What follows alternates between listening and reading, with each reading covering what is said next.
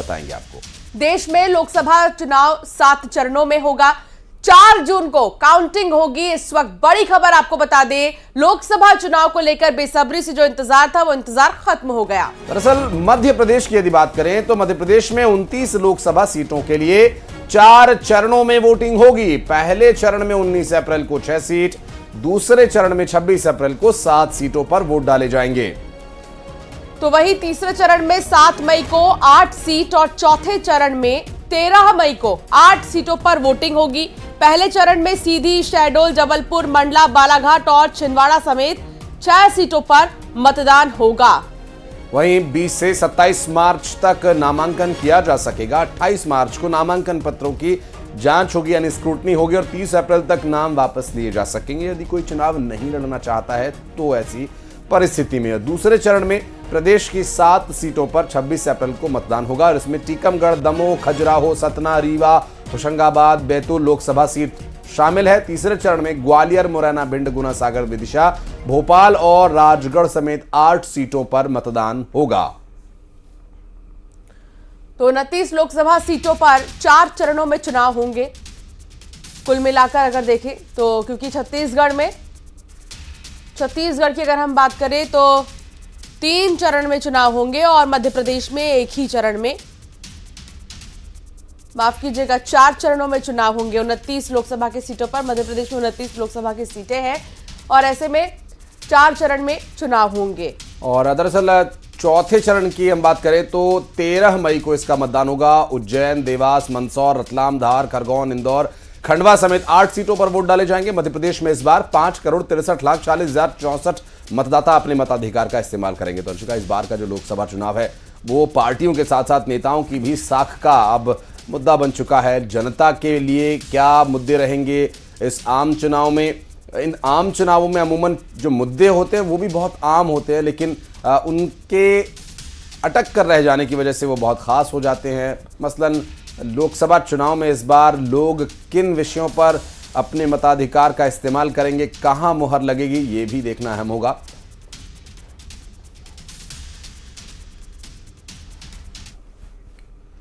और चुनाव की तारीखों के ऐलान के बाद बीजेपी ने तैयारी पूरी करने का दावा किया। सीएम डॉक्टर मोहन यादव ने कहा कि बीजेपी कार्यकर्ता तीसरी बार प्रधानमंत्री नरेंद्र मोदी को फिर से प्रधानमंत्री बनाएंगे।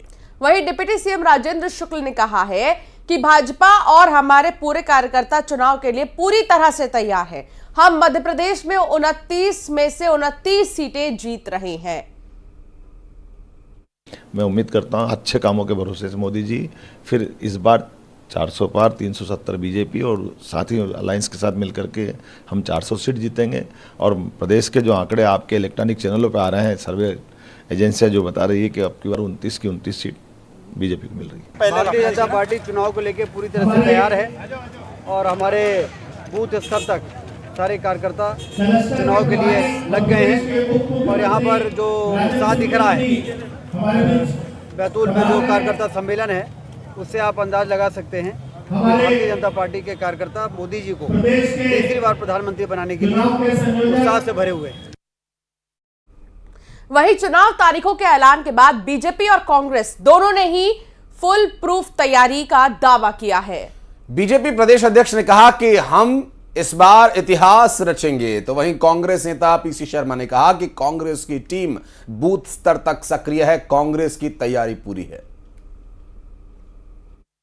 जो देश के लिए, समाज के लिए, दुनिया के अंदर भारत को विकसित देश बनाने का जो संकल्प माननीय प्रधानमंत्री जी का है, इस दिशा में सबकी भूमिका बनेगी और मध्य प्रदेश में भी इस बार इतिहास बनेगा। ज्यादा से ज्यादा मतदान भी होगा और भारतीय जनता पार्टी प्रत्येक बूथ पर चुनाव जीतने के संकल्प के साथ आज हम काम कर रहे हैं प्रधानमंत्री मोदी जी के नेतृत्व में। और मुझे पूर्ण विश्वास है कि 29 की सीटें जीत करके इस बार मध्य प्रदेश के अंदर इतिहास बनेगा। तो कांग्रेस की पूरी तैयारी है। अगर अब विधानसभा का चुनाव देखें तो कांग्रेस का माहौल था और 9 में से 7 चैनल कांग्रेस की जीत की बात कर रहे थे। उससे भी हमारी मंडलम, सेक्टर, ब्लॉक की सब तैयारियां हुई थी, वो तैयारियां बरकरार है। कल जीतू पटवारी जी ने जितने भी जिलाध्यक्ष की वर्चुअल मीटिंग ली आज ब्लॉक अध्यक्षों की भोपाल की मीटिंग हुई, सब जगह मीटिंग चल रही है। और इधर सीएम डॉक्टर मोहन यादव ने कांग्रेस पर बड़ा जुबानी हमला बोला। उन्होंने कहा कि धीरे धीरे कांग्रेस अब रसातल में जा रही है। जहां जहां राहुल गांधी जा रहे हैं वहां वहां कांग्रेस कमजोर हो रही है। देखिए, चुनाव का नतीजा 2014 का लो, 2019 का लो, लोकसभा के दोनों चुनाव में कांग्रेस और धीरे धीरे रसातल में जा रही है। और आने वाले समय में तो कांग्रेस की और बुरी स्थिति रहेगी। आज मध्य प्रदेश में तो कांग्रेस छोड़ो अभियान चल रहा है। जहाँ जहाँ राहुल गांधी गए वहाँ पीछे पीछे लोग कांग्रेस छोड़ते हुए जा रहे हैं। और अभी 50,000 से ज़्यादा कार्यकर्ता कांग्रेस के अलग अलग स्थान पर कांग्रेस छोड़ने को तैयार है। और मुश्किल से अब हमारा 13 मई लास्ट चुनाव चरण है और आज लगभग 16 मार्च हो गया है।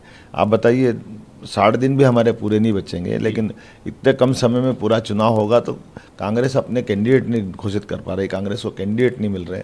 कांग्रेस की कोई तैयारी चुनाव को लेकर नहीं है। लेकिन फिर भी मैं तो उनके प्रति सद्भावना दिखाता हूं कि वो अपनी तैयारी करे। अभी इस चुनाव में तो जो होना हुआ, कांग्रेस अपने पुराने गौरवशाली अतीत के कारण जानी जाती थी, लेकिन कमज़ोर लीडरशिप में जो कांग्रेस की दुर्दशा हुई है, मैं उम्मीद करता हूं कि उनके नेता इसका विचार करेंगे और वो अपने बारे में, अपनी पार्टी के बारे में जरूर कोई अच्छा कदम उठाएंगे।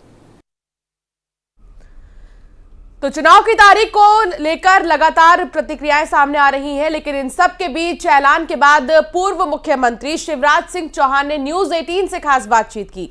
उन्होंने कहा कि बीजेपी प्रधानमंत्री नरेंद्र मोदी के नेतृत्व में पूरे तरीके से चुनाव के लिए तैयार है। शिवराज ने कहा, तीसरी बार मोदी सरकार बनने जा रही है। लक्ष्य बड़ा है पर कोई चुनौती नहीं है। कितनी बड़ी चुनौती है ये चुनाव, क्योंकि 400 पार का एक बड़ा लक्ष्य तय किया है? कोई चुनौती नहीं है। चारों तरफ भाजपा के पक्ष में वातावरण है। नरेंद्र मोदी जी जनता के दिल में बसे हैं, सबकी श्रद्धा और विश्वास के केंद्र हैं। एक लहर नई आंधी चल रही है बीजेपी के पक्ष में, मोदी जी फिर प्रधानमंत्री बने, इसलिए हम शानदार सफलता प्राप्त करेंगे।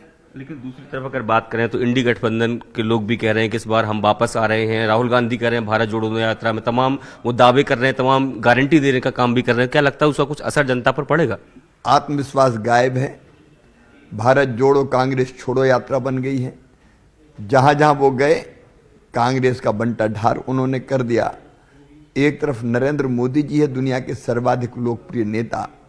वो अमृत कुंभ है, विकास का अमृत, जन कल्याण का अमृत उनने जनता को बांटा है। और दूसरी तरफ विनाशकाले विपरीत बुद्धि वाले राहुल गांधी जी हैं। अयोध्या में भगवान श्री राम के मंदिर में प्राण प्रतिष्ठा होनी थी, वहां तक जाने से इनकार कर दिया।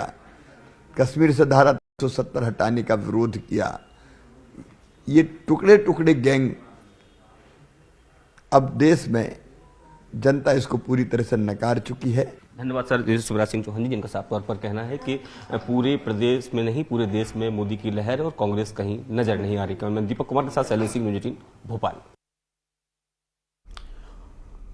और लोकसभा चुनाव की तारीखों के ऐलान के साथ ही छत्तीसगढ़ में डिप्टी सीएम ने न्यूज़ 18 से खास बातचीत की।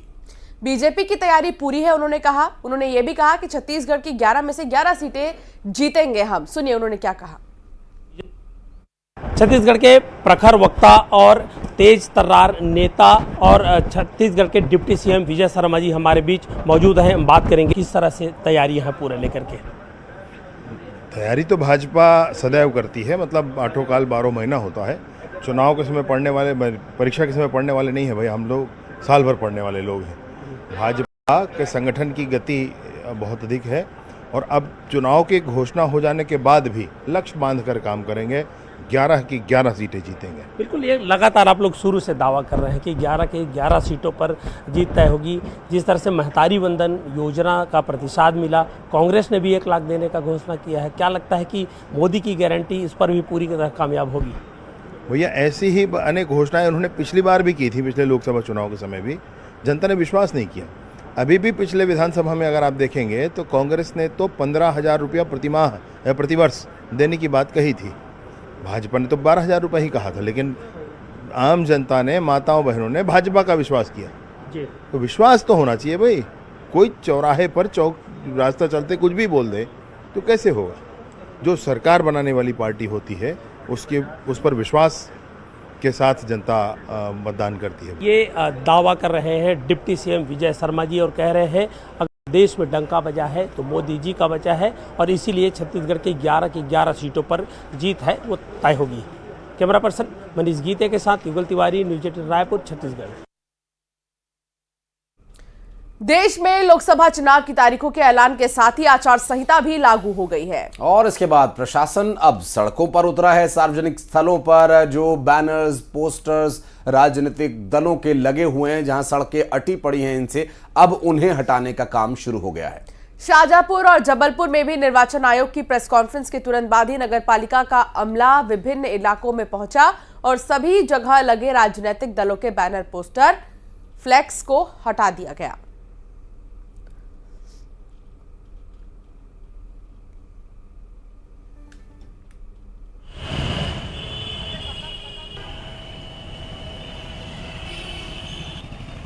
तो ये तस्वीरें जो आप देख रहे हैं, देखिए, ये प्रशासन की एक जिम्मेदारी हो जाती है और ये ड्यूटी निभाना काफ़ी चुनौतीपूर्ण होता है, क्योंकि पूरी गलियों में, शहर के चौक चौराहों पर जो पोस्टर्स, बैनर्स, फ्लैक्सेस सब लगे हुए हैं, ये हटाना मॉडल कोड ऑफ कंडक्ट के तहत ज़रूरी हो जाता है और इसे अब प्रशासन के द्वारा हटाया जा रहा है। और आपको बता दें कि इस जिम्मेदारी को निभाना काफ़ी चुनौतीपूर्ण होता है। हालांकि निर्वाचन आयोग की प्रेस कॉन्फ्रेंस के बाद से ही ये पूरी प्रक्रिया शुरू हो चुकी थी और बैनर्स, पोस्टर्स हटाने का काम लगातार अभी किया जाता रहेगा और इलेक्शन तक इसे मेंटेन रखना भी बहुत ज़रूरी है।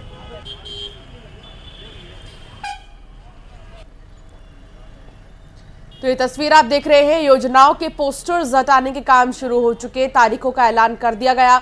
मध्य प्रदेश और छत्तीसगढ़ में चुनाव की तारीखें अब सामने आ चुकी हैं और जिस तरीके से नगर पालिका यहाँ पर जो है अपने काम को करता हुआ नजर आ रहा है, वो भी देखा जा सकता है कि पोस्टर्स हटाए जा रहे हैं अब, क्योंकि कोई भी पॉलिटिकल राजनीतिक पोस्टर आप अब नहीं देख पाएंगे अपने इलाके में।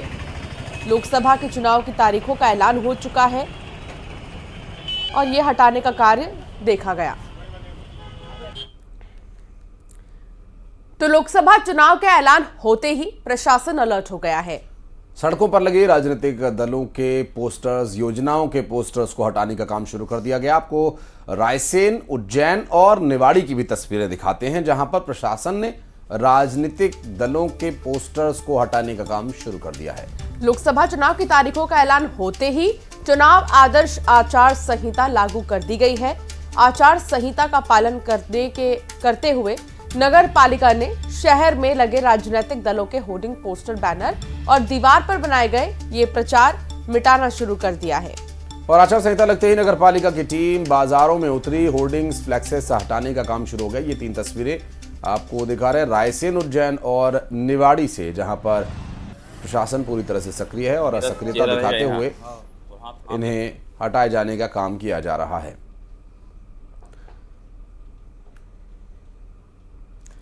और ग्वालियर में भी आचार संहिता लगने के बाद पुलिस प्रशासन पूरी तरह से एक्टिव हो गया। शहर में कलेक्टर ने फ्लैग मार्च निकाला। कलेक्टर ने दलबल के साथ बाजारों से फ्लैग मार्च निकाला है। इस दौरान कलेक्टर रुचिका चौहान खुद सड़कों पर पैदल चली।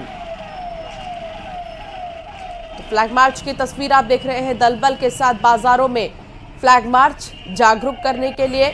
और साथ ही यहां पर आप देख रहे हैं तस्वीर, सड़कों पर पैदल चलती हुई नजर आई कलेक्टर रुचिका चौहान।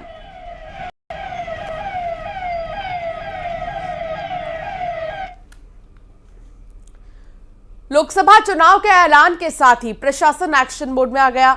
अब तस्वीर आपको गरियाबंद की और अंबिकापुर की दिखाएंगे। दरअसल यहां आचार संहिता लगते ही प्रशासन ने सियासी दलों को इस बारे में पाबंद किया कि आप बैनर, पोस्टर न लगाएं और जो लगे हुए बैनर, पोस्टर्स थे उन्हें हटाने का काम शुरू कर दिया। राजनीतिक दलों को प्रचार सामग्री नहीं लगाने के लिए पाबंद किया गया है।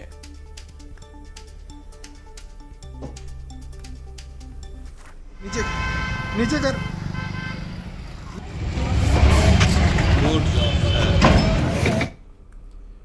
और अब आपको कोरबा और बिलासपुर से भी तस्वीरें दिखाते हैं, जहां चुनाव की तारीखों के ऐलान के साथ ही प्रशासन मुस्तैद है।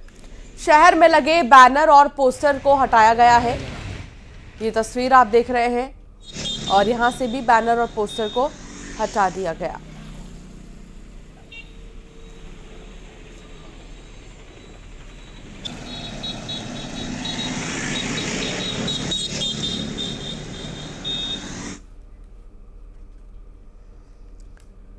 लोकसभा चुनाव के ऐलान के साथ ही पुलिस ने फ्लैग मार्च निकाला और अब आपको दिखाते हैं दो तस्वीर जो कि रायपुर और कोंडागांव की है। दरअसल शहर में शांति बनाए रखना, सुरक्षा के लिए लोगों को ये सुनिश्चित करना कि सुरक्षा बल यहां पर तैनात रहेंगे, ये फ्लैग मार्च निकाले जाते हैं। और मॉडल कोड ऑफ कंडक्ट लागू होते ही ये प्रशासन की फ्लैग मार्च की तस्वीरें हम आपको दिखा रहे हैं, जहां दो तस्वीरें आप देख रहे हैं, एक तरफ रायपुर से, दूसरे बिलासपुर से। एक्शन में पूरी तरह से प्रशासन, हालांकि तैयारी काफ़ी समय से चल ही रही थी, बस इंतज़ार था चुनाव की तारीखों की घोषणा होने का, जो कि अब हो चुकी है। और ऐसे में ये प्रशासन की जो जिम्मेदारियां हैं, मसलन लोगों को ये सुनिश्चित करना कि आपकी सुरक्षा के लिए हम तैनात हैं। और कांकेर में पुलिस और नक्सलियों की मुठभेड़ का मामला सामने आया। कोयलीबेड़ा और चीलपरस के जंगल में मुठभेड़ हुई है। मुठभेड़ में एक नक्सली ढेर हो गया है। सुरक्षा बलों ने सर्चिंग अभियान और तेज कर दिया है। लगातार सर्च ऑपरेशन अभी जारी है और एक नक्सली के ढेर होने की भी खबर है। आपको बता दें कि कोयलीबेड़ा और चीलपरस के जंगल में मुठभेड़ का ये मामला सामने आया। सुरक्षा बल और नक्सलियों के बीच मुठभेड़ का ये मामला चुनाव की तारीखों के बाद, ऐलान होने के बाद ये पहला अंशिका मामला ऐसा सामने आया है जिसमें अब नक्सलियों और सुरक्षा बलों के बीच मुठभेड़ की जानकारी मिल रही है। और लोकसभा चुनाव में पूरी तरह से शांतिपूर्ण तरीके से चुनाव हो सके और निर्भीक और निष्पक्ष तरीके से चुनाव हो सके, ये प्रयास लोकसभा चुनाव कराने वाले ये जिम्मेदार संस्था चुनाव आयोग का रहता है। और साथ ही साथ चुनाव आयोग को ये पाबंद करना, ये सुनिश्चित करना सुरक्षा बलों की जिम्मेदारी है कि चुनाव निष्पक्ष और निर्भीक तरीके से होंगे। और ऐसे में नक्सलियों को ढूंढ कर उन्हें उनके अंजाम तक पहुंचाया जा रहा है। जो सरेंडर कर रहे हैं उन्हें मुख्यधारा में जोड़ने के लिए सहयोग किया जा रहा है, और जो अड़ रहे हैं या चुनौती पैदा कर रहे हैं उन्हें उनके अंजाम तक पहुंचाया जा रहा है। और अब खबर सागर से है, जहां 21 नामजद सहित 100 छात्रों पर केस दर्ज किया गया है। दरअसल बलवा और आपराधिक षड्यंत्र का ये मामला दर्ज किया गया। केंद्रीय विश्वविद्यालय में प्रदर्शन का मामला है। 21 नामजद सहित 100 छात्रों पर मामला दर्ज किया गया। सागर के सिविल लाइन थाने में मामला दर्ज हुआ है। दिव्यांग छात्रों की मांगों पर प्रदर्शन किया था और देर रात यूनिवर्सिटी परिसर में हंगामा भी हुआ था।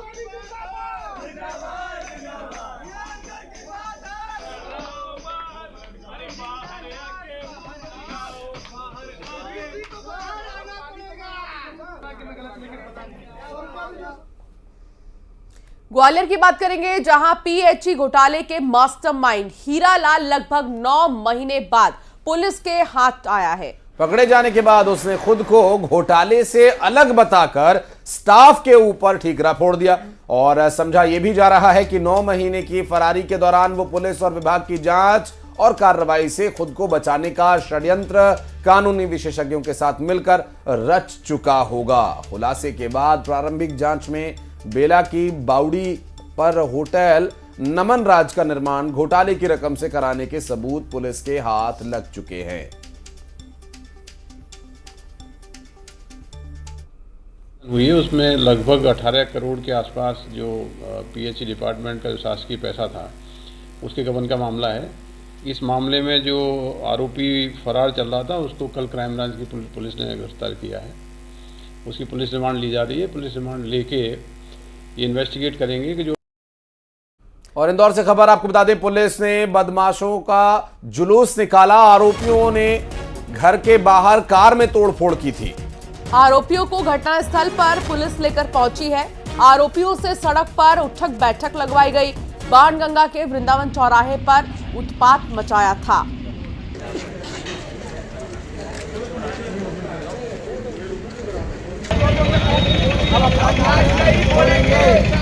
बोलेंगे, आज नहीं बोलेंगे, अपराध नहीं करेंगे, आज बोलेंगे, ऐसा नहीं करेंगे, नहीं बोलेंगे। बिलासपुर में 13 साल की बच्ची ने समाधि ली है। जी हां, सतनामी समाज की बच्ची ने 12 घंटे की समाधि ली।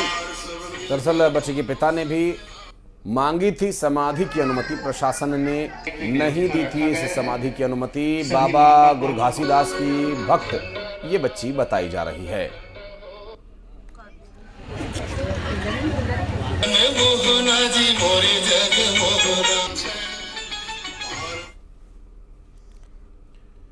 और बढ़ते आगे, रतलाम में नशे के कारोबारी और नशा करने वाले 10 लोगों को पुलिस ने गिरफ्तार किया है। इन आरोपियों से करीब 2.25 लाख की स्मैक, एमडी ड्रग और गांजा जब्त किया गया। पुलिस ने शहर के तीनों थाना क्षेत्र में ये कार्रवाई की है।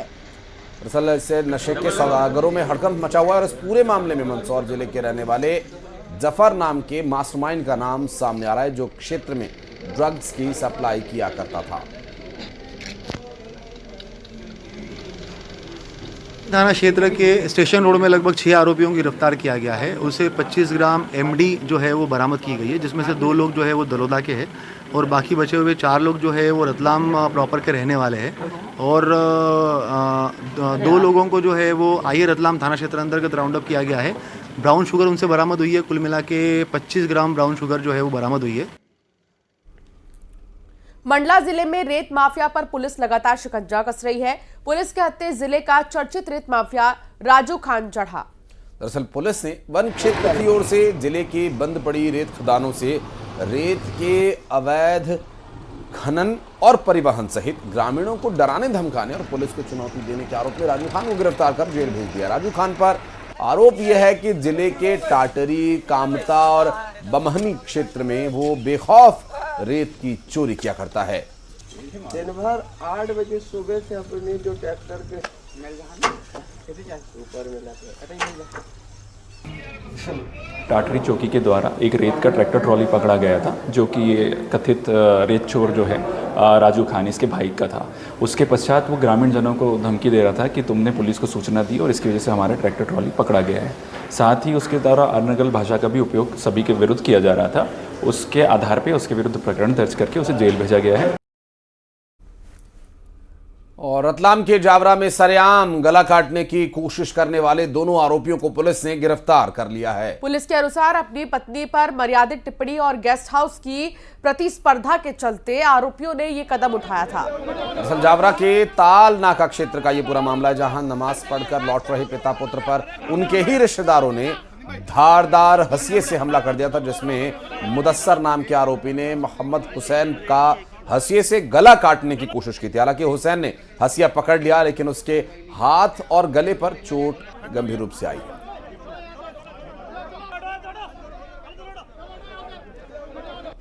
गला रेतने की कोशिश की गई थी।